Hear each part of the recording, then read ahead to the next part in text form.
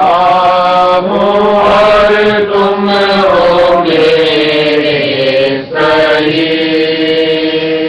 तो मैं तुम राहूं और तुम हो मेरे सही, पुत्र का नाता पूरा सही, पुत्र का नाता पूरा सही,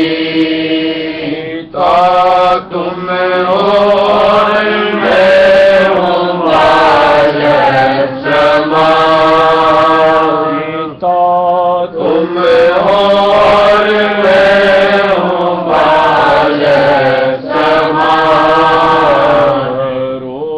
मेरे दिनों निर्मल मोहे जान, मेरे दिनों निर्मल मोहे जान, लगाया जिसे तुमने चरणों के साथ, लगाया जिसे तुमने चरणों के साथ, माला उसे मैं देख के माला उसे मैं देख के जबकि तुमने निंदकों का उद्धार, जबकि तुमने निंदकों का उद्धार, कैसे छोड़ोगे अपनों के वार, कैसे छोड़ोगे अपनों के वार, मांगो फिर मैं मांगो दया, मांगो फिर मैं मांगो दया, वो प्यारे राधा स्वामी जल्दी उबार, प्यारे राधा स्वामी जल्दी उबार, हो मेरे सतगुरु हो मेरी जान, हो मेरे सतगुरु हो मेरी जान, हो मेरे प्यारे हो मेरे प्राण, हो मेरे प्यारे हो मेरे प्राण।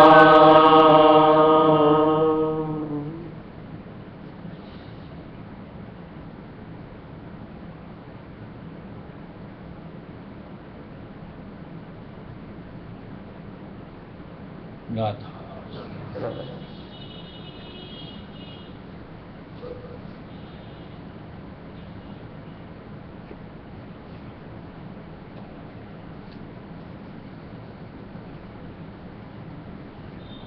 जहाँ हम लोग गुरु के पास जाते हैं उसे गुरु दरबार कहा जाता है। और गुरु दरबार की संज्ञा अगर समझना हो तो जैसे एक स्कूल जहाँ बच्चे जाते हैं, ऐसे हम लोग गुरु दरबार आते हैं। अब बच्चे स्कूल क्यों जाते हैं? पढ़ाई करने, शिक्षा ग्रहण करने, कुछ सीखने, यानी एक अंतर की चाहना होती है कि मुझको कुछ सीखना। ऐसे हमारे अंदर में ख्वाहिश होनी चाहिए कि मुझे कुछ ज्ञान हासिल करना। कि जो मेरे काम आए।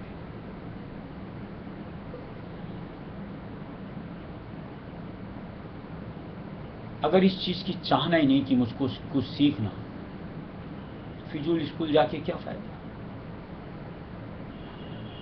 वो कोई सैरगाह तो है नहीं कि तफरी करके आओ और चले जाओ।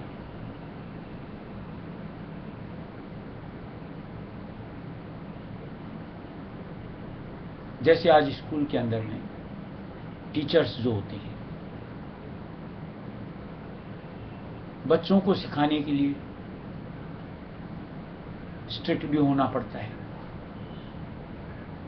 बच्चे उनका भय भी मानते हैं।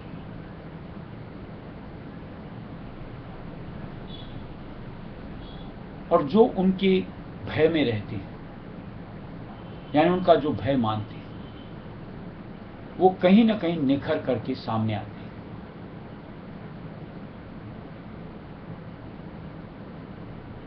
यानी निपुणता हासिल करते हैं। और जो निर्भीक हो जाते हैं, टीचर्स का कहीं धारते ही नहीं, खाली सैर तमाशा, खेल खिलौना, ऐसे जीव कहीं कुछ सीख नहीं पाते। और उनका रिजल्ट देखो, फेल। ऐसे गुरु दरबार में आकर के अगर कोई सिंसियर नहीं होता है,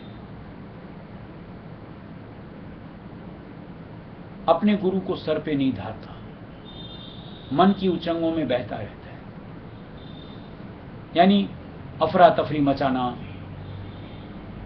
मन की सोच यानी गुरु की सोच के बरखिलाफ अपना बर्ताव करते चलना, ऐसे जीव चाहे संत मत से जुड़ जाओ, फिर यानी कभी खरे नहीं उतर पाते और काल दबोचता है।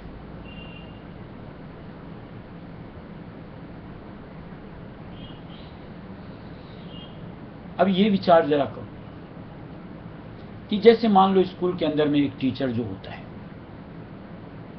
जिसका कि बच्चे भय मानते हैं, क्या उससे बच्चों से प्रेम नहीं होता है? निश्चित तौर से होता है। एक एक बच्चों की सुध रखता है।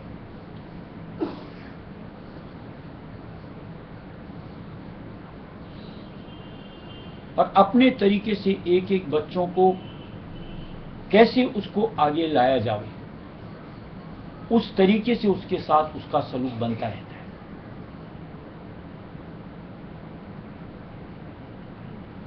अब जो बच्चा आज उनकी दाब को झेल करके जो वो सिखाते हैं उसको फॉलो करता चला जाता है, वो अपनी अज्ञानता दूर करके सज्ञान हो जाता है और परीक्षा में फिर अव्वल दर्जा पा लेता है।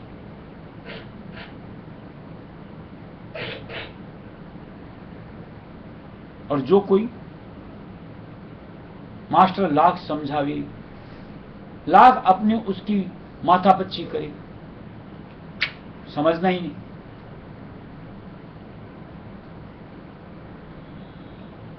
तो आज चाहे उनकी मेहनत कितनी भी हो, वो जैसे तैसे हालात में अपने आप को रख लेता है और फिर निश्चित तौर से परीक्षा में फेल।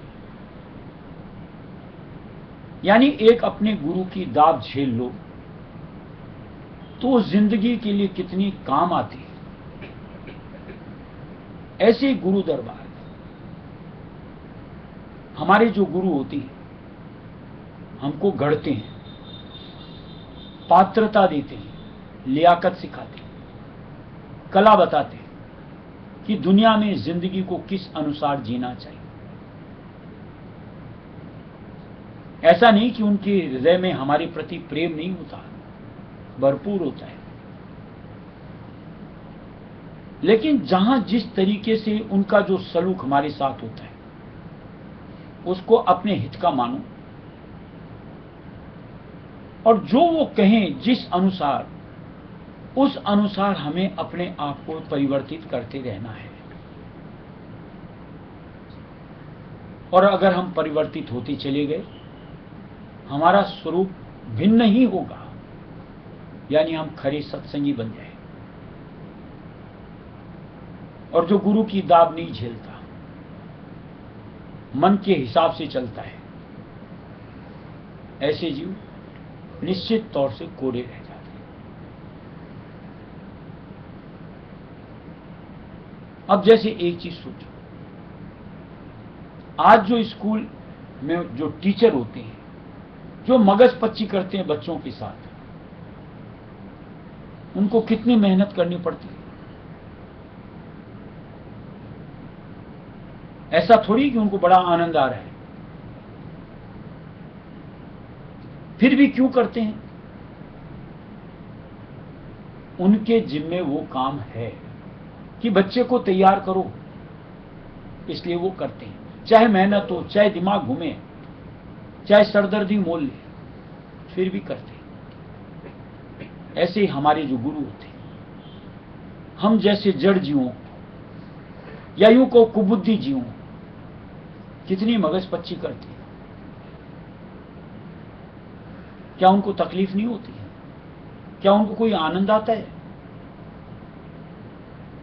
लेकिन सिर्फ हम किसी तरीके से पात्र बन पाए, इसलिए अपनी परवाह नहीं करते। उनके जिम्मे मालिक ने जो सेवा दी है उसको निभाते हैं।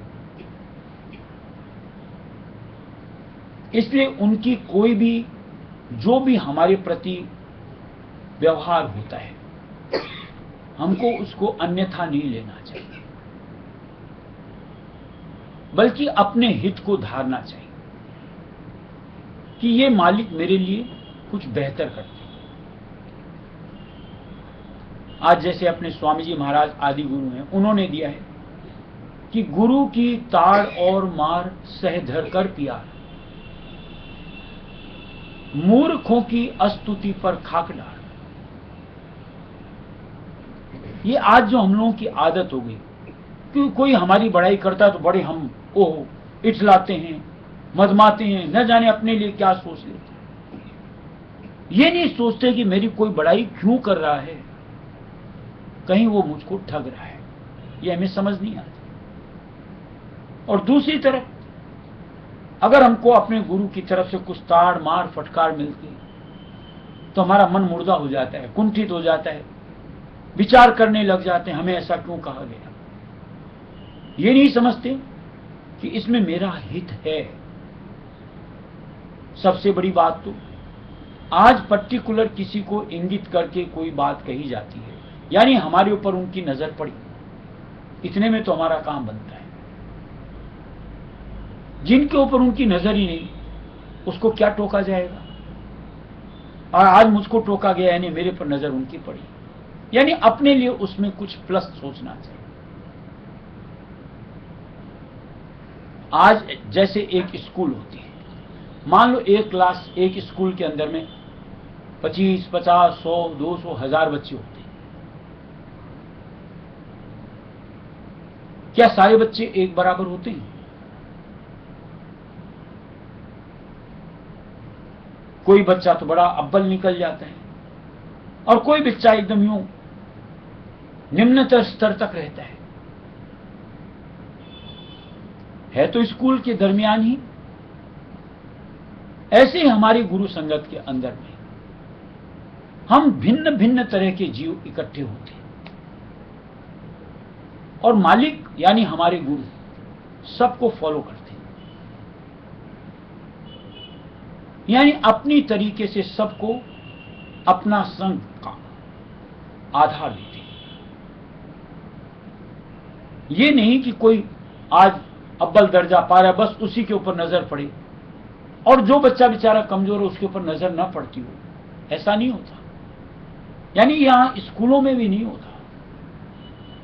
तो ये तो गुरुदर यानी मालिक के दरबार की बात है, यहां ऐसा बर्ताव नहीं हो सकता। मालिक सब पर बराबर दृष्टि देता है। अब हम उसको कितना सहेज पाते हैं, यानी अपने में समा करके उस अनुरूप अपना स्वरूप बाहर ला पाते हैं, ये हमारा फर्ज बनता है, हमारा कर्म बनता है। अगर उनकी शरण में उनकी ढंग से अपनी जिंदगी को संवारते चलो तो हमारा आकार कुछ भिन्न ही होता है। पीछे फेसबुक में मैसेज आया था, पढ़ा होगा, कि एक ही ट्रक के अंदर में मार्बल की कुछ मूर्तियां भी जा रही थी और मार्बल के ही कुछ टुकड़े ऐसे वैसे पड़े हुए जा रहे थे। पढ़ा था मैसेज। दोनों आपस में बात करते हैं। जो ऐसा वैसा टुकड़ा बोलता था, उसने कहा यार इसी एक पत्थर से मैं बना हुआ हूं, एक पत्थर से तू बना हुआ है, तेरी कीमत इतनी है, मेरी कीमत तो कुछ भी नहीं। तो जो मूर्ति का आकार था उसने कहा कि भैया माना अपन एक ही पत्थर की, कि जब कारीगर मेरे को घड़ रहा था तो मैंने उसकी हर चोट को बर्दाश्त किया, तो मेरा स्वरूप आज ये है और तुम उस चोट को बर्दाश्त नहीं कर सके, टूट गए, इसलिए तेरी कीमत इस अनुरूप है। आज अगर हम मालिक के संग को धार ले लें, उनकी थोड़ी सी ताड़ मार फटकार को सह लें, तो हमारी कदर बेशकीमती, यानी एक सत्संगी से बढ़ते हुए गुरुमुख के दर्जे तक अपने आप को ला सकते। और वहीं जरा सी हम अपनी हट पे आ जाएं, गुरु की कही न माने, छिटक पड़े, तो आज दूसरे पत्थर की तरह बिना कीमत के, यानी अगर सही मायने में कहो, अपना फायदा कीमत बढ़ानी हमारे हाथ में होती। आज हमारे जो गुरु होते हैं, जो जिस तरीके से हमको तराशते हैं, हर कोई को अपने प्रति विचार करना चाहिए कि जब मैं मालिक की शरण से जुड़ा था, या अब भी धार लो यार, चाहे जुड़े अरसा हो गया, मेरा मन कितना कुटिल है, कितना हरामी है, कितने विकारों का लिप्त है, और कैसे मालिक उसको गढ़ती है।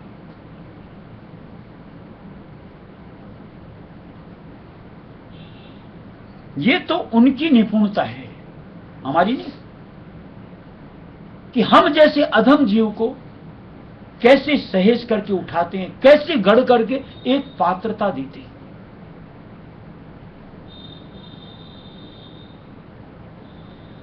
इसलिए अपनी अहम तो हम में लानी ही नहीं चाहिए। बहुत हम में मूर्ख जो ये ख्याल करते हैं मैं ऐसा सत्संगी, खाक सत्संगी। अगर ये हमारे जहन में बात आ गई तो हमसे ज्यादा मूर्ख तो कोई नादान दूसरा कोई हो ही नहीं सकता। अपनी कैसी महिमा,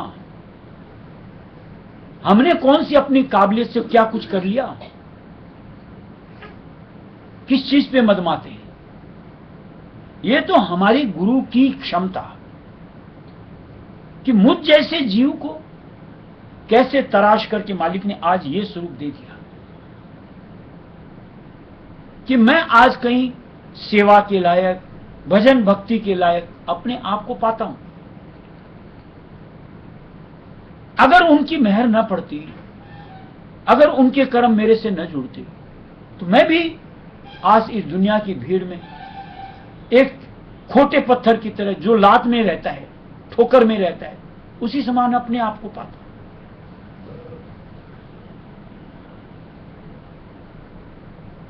इसके लिए भी एक किस्सा पढ़ा था कि ऐसे ही एक कारीगर, या यूं कहो कोई यूं को परख वाला, उसने उस मूर्ति की तारीफ की कि क्या खूब मूर्ति है, कितने सुंदर नए नक्श हैं, क्या सुंदर आकार है। अब हमारे जैसे को ऐसा कह दो तो हम तो यूं इतना सीना फुला करके अपने में ऐंठ जाएं। लेकिन मूर्ति ने जो जवाब दिया सोचने लायक कि मेरी क्या आप प्रशंसा करते हो? प्रशंसा तो जिसने मुझको गढ़ा, मैं तो एक पत्थर था। उस पत्थर में से इस आकार को जिस कारीगर ने गढ़ा, जिसने ये नाक नक्श बनाए, जिसने ये स्वरूप बनाया, ये सुंदरता मुझको दी, आप प्रशंसा उसकी करो। आज हमारा जो भी स्वरूप, जिस भी अनुरूप, ये मालिक का यानी हमारे गुरु का बख्शा हुआ, तो तारीफ के हकदार तो असल में वो होते हैं। हम लोग अपने में किस निस्बत इठलाते रहते हैं। ऐसे भी अगर विचार करो, सच्चे दिल से अगर अपने आप के प्रति विचार करो, चाहे सत्संग से हमें जुड़े, मान लो बचपन से ही लगे हुए, किस विकार से अपने आप को अलहदा कर पाए? अभी भी हमें कितनी खोट धरी पड़ी है। क्या उसके प्रति शर्मिंदगी नहीं होनी चाहिए कि मालिक इतना संग देता है, इतना प्यार देता है, इतनी सत्संग सुनते हैं, और यह नहीं कि हमें समझ ना आती हर चीज की। फिर क्यों नहीं हम इन सब से अलग हो पाते हैं? चाहते हैं अंतर में नाम से जुड़ना, चाहते हैं अंतर में मालिक के स्वरूप से जुड़ना, फिर मेरा ये सलूक क्यों, ऐसा बर्ताव मेरा क्यों? मेरे मन का प्रवाह इधर दूसरी दिशा जो मुझको माया और काल की तरफ घसीटता है, क्यों जा रहा है? कहीं आप विचार अपने लिए करो तो शायद हम उसके ऊपर अपना कंट्रोल कायम कर सकें, यानी उस बहाव से अपने आप को ठिठका सकें, और कहीं अंतर से फिर मालिक के नाम को समेटते हुए मालिक के चरण शरण में अपने आप को दृढ़ बनाने का प्रयत्न करें। तो लगे कि हमने संत मत को जाना, हमने गुरु की महिमा जानी, हमने रायस्वी नाम की महिमा जानी, कि मैं आज उसके आधार से अपने ऊपर काबू कर पाता हूं। अब मैं मन की धार में नहीं बैठा हूं, मन के रुख के अनुसार मेरा रुख नहीं बन सकता। मुझे मालिक ने इसे भीड़ में से निकाल करके कहीं अपने चरण शरण की ओट दी है, मुझको तो वहीं टिके रहना। फिर देखो कैसे मालिक संभाल करता है और कैसे हमारा सुधार होते हुए हर अंग जो हमको काल से जोड़ता है, माया से जोड़ता है, अपना बचाव करता है। और तब चित्त कैसे मालिक के चरणों में रमे, और फिर देखो अंतर में हमारा उल्टाव कैसे बनता है, यानी सूरत का उत्थान होते हुए परम पिता से मिल पाते।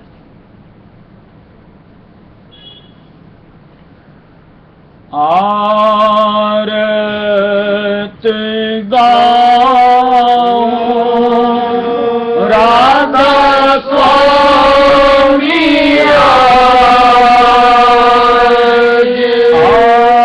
आरत गाओ राधा स्वामी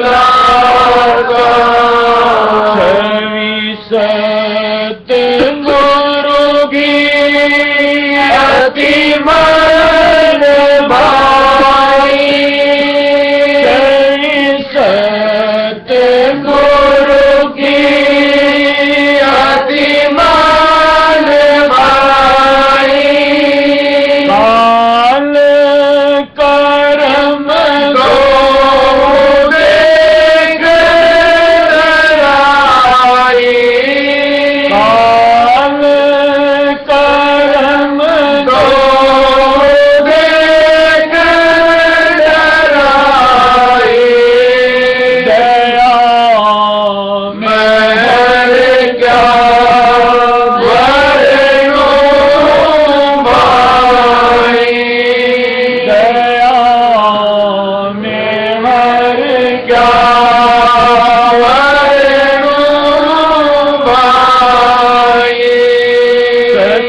सतगुरु ने मोह लिया बनाई, सतगुरु ने मोह लिया बनाई। ऊंचा मत और देश रंगीला, ऊंचा मत और देश रंगीला।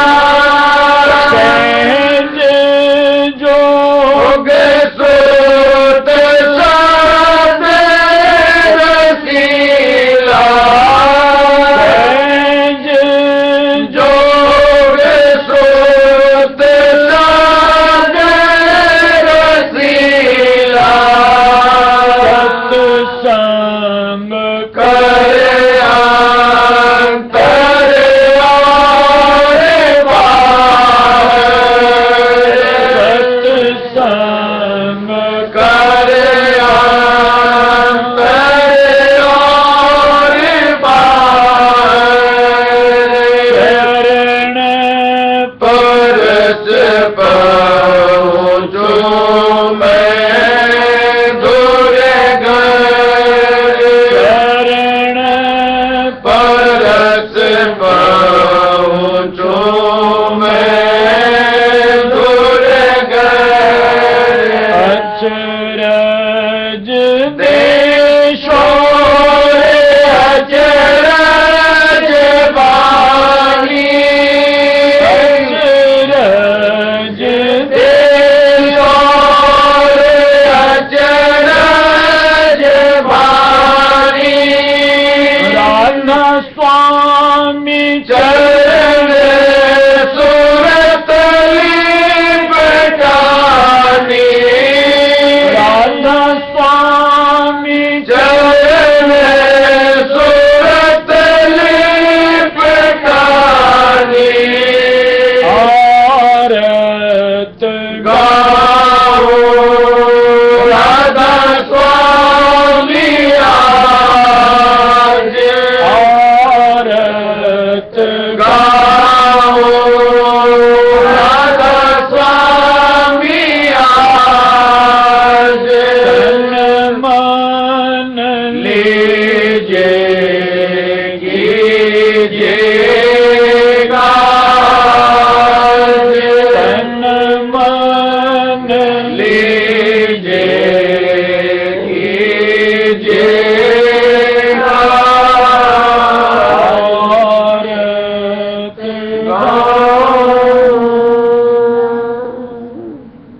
रायस्वी मत का मुख्य मुद्दा समझ में आना चाहिए। सत्संगी अगर है कि हमारा सरोकार सिर्फ अपने गुरु से, हमारा नाता सिर्फ एक उनसे, हमारा एक आधार को रायस्वी बीज मंत्र और कुछ। अगर मुख्य बातें समझ में आ गई, आप अपने आप को मन से और किसी भी चीज से या इंद्रियां कहो, हर चीज से अपने आप को कंट्रोल में ले सकते। और जब तक आपको मूल बात ही नहीं समझ आ रही, न आप गुरु के आधार को धारते, न आप मालिक के नाम को धारते, मन के हालात में बहते रहते हो, इंद्रियों के प्रवाह में बहते रहते हो, तो निश्चित तौर से आपका रुख नीचे की तरफ रहता है और आप अपना नुकसान करते रहते हो। नुकसान कहने का मतलब समझ में आता है, यानी आप 84 लाख योनियों के लिए अपने आप को प्रिपेयर करें कि मेरी रवानगी उस ओर हो, और उसकी जिम्मेदारी सिर्फ और सिर्फ आप। अगर बचाव चाहते हैं 84 लाख योनियों से, काल माया के दंड से, तो मालिक हमको आधार दे रहा है। एक जो दायरा बताया जाता उस दायरे में अपने आप को रखो कि मुझको तो बस इसी अनुरूप, इसी दायरे में अपने आप को संयमित रखना। अलावा इसके अगर कुछ भी आता है तो तुरंत एक सत्संगी को समझ में आना चाहिए काल माया का दाव है, और मुझको उस ओर झांकना ही नहीं, उलझना तो बहुत दूर की बात है, ये मेरे लिए नहीं। फिर कोई वजह ही नहीं हो सकती कि ऐसे जीव को कहीं किसी ओर घसीट करके किसी का नुकसान किया जाए, यानी वो हमेशा अपने आप को सुरक्षित पाएगा। सत्संगी की सोच कि मुझको अपने मालिक में आ करके रत होना है, मिल जाना है, मुझको अब दूरी नहीं रहनी। दूरी के सबब से ही मुझे दुख कलेश सताते, और इस काम को यानी आकर के मालिक में मिलने में जितनी जल्दी हो सके मुझे अपना प्रयत्न करना चाहिए। ऐसी लाग हम में होनी चाहिए अगर सत्संगी अपने आप को मानते हैं तो। तब देखो अपने आप हर वक्त आप अंतर से राय सुमी राय सुमी राय सुमी सुमिरते चलोगे। एक एक वचन सत्संग के हर वक्त हमको चिताते रहे, यानी हम अपनी उलझन से अपने आप को निकालते रहे। ठीक समझ में आएगा कि नहीं बस बेटा कंट्रोल कर ले, अगर अब आगे बढ़ा तो फिसल जाएगा और आप ठिठक जाओगे। और ये चेतावनियां मालिक गैब से हमको देता रहता है। ऐसा नहीं कि मालिक चिताता नहीं, लेकिन अभी चूंकि मन के आधार में रहते हैं हम उनकी यानी मालिक जो चेतावनी देता है उसकी अनदेखी कर देते हैं। लेकिन जहां आप मालिक के आधार में रहोगे आप उस चेतावनी को अनदेखा नहीं करोगे, बल्कि आप अपने लिए उसको फर्ज मानोगे कि मेरा काम बस उनके वचनों के अनुसार। और निश्चित तौर से फिर आपकी नीचे की तरफ की स्थिति परिवर्तित होकर के ऊपर की तरफ की परिस्थिति बननी शुरू हो जाती है, यानी चेतनता का उल्टाव बनना शुरू। फॉलो करके देखना चाहिए ऐसा होता है या नहीं होता है, सामने आ जाए।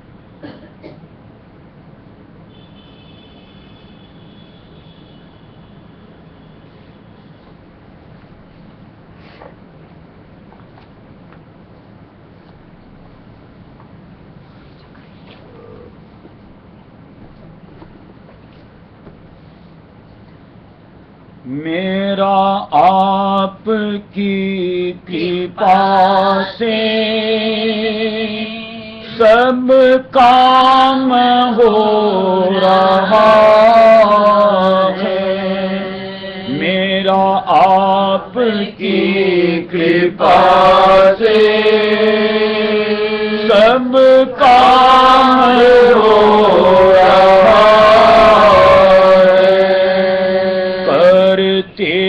हो। तुम तो दाता मेरा नाम हो रहा है। करते हो राधा स्वामी मेरा नाम हो रहा है। पतवार के बिना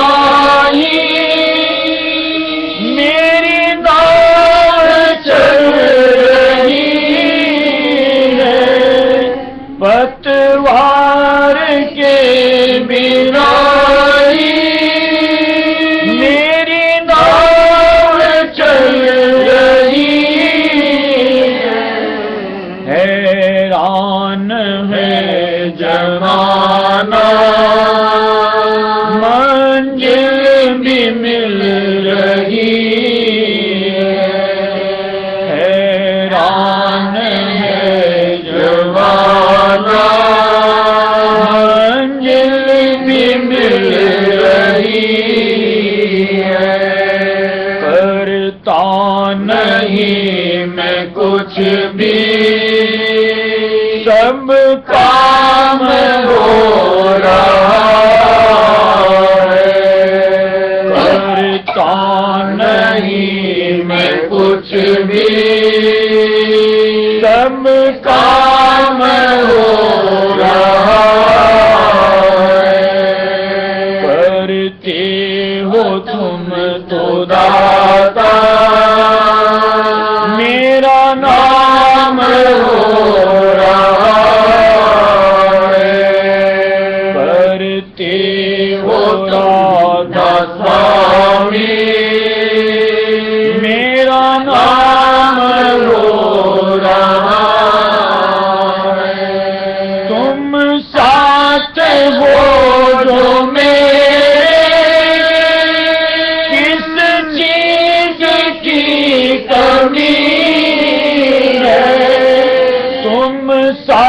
हो जो मेरे, किस चीज की कमी है, किसी और चीज की अब दरकार ही नहीं है, किसी और चीज की अब दरकार ही नहीं है।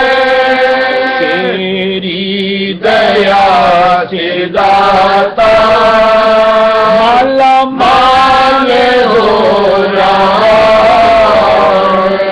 तेरी दया से दाता माला माल हो रहा है।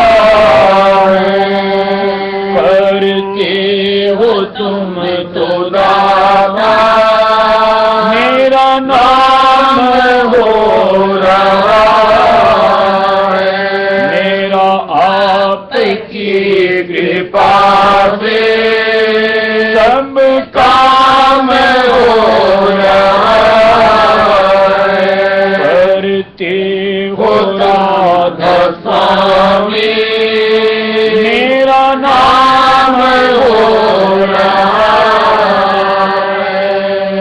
मैं तो नहीं हूँ काबिल तेरा पर कैसे पाऊं, मैं तो नहीं हूँ काबिल तेरा पर कैसे पाऊं, टूटी हुई कमी से गुणगान कैसे गाऊं, टूटी हुई वाणी से गुणगान कैसे गाऊं, तेरी प्रेरणा से ही सब ये कमाल हो रहा है, तेरी प्रेरणा से ही सब ये कमाल हो रहा है। करते हो तुम तो दाता मेरा नाम हो रहा है, मेरा आपकी कृपा से सब काम हो रहा